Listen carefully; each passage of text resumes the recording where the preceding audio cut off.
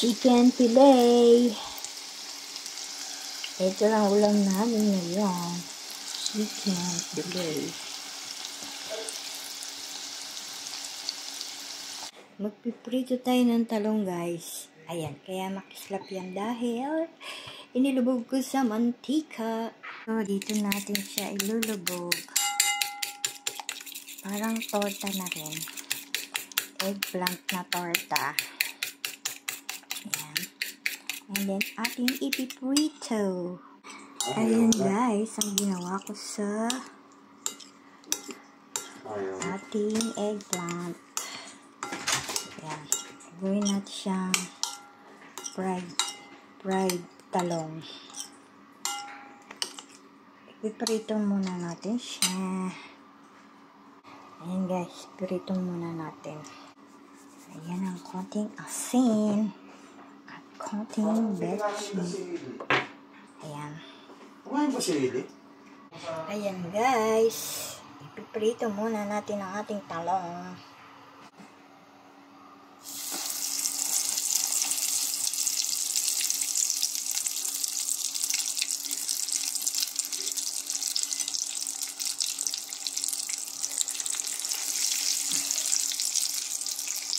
Ayan, hintayin natin maprito siya. Luto muna natin ang ating talong. Ayan, guys, color brown na siya. Ibig sabihin siya ay luto na.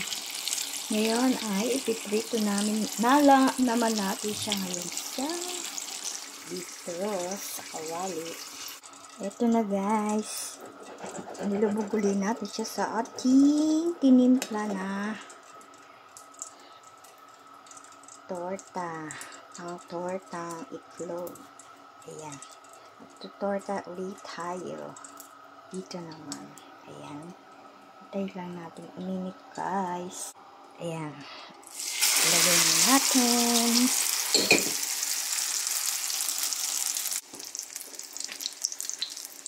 Ayan na, guys. Luto na ang ating tortang talong. Baligtarin muna natin para ayan. Kulay brown na siya. Ito na ang ating tortang talong. Ayan, natutunan ko sa Instagram. Tortang talong. Ayan na, guys, luto na ang ating tortang talong. Ihanda na natin siya sa ating lamesa. Bon appetit! Thank you for watching. Ayan, guys, ito ang aming ulam. Chicken fillet and tortang talong.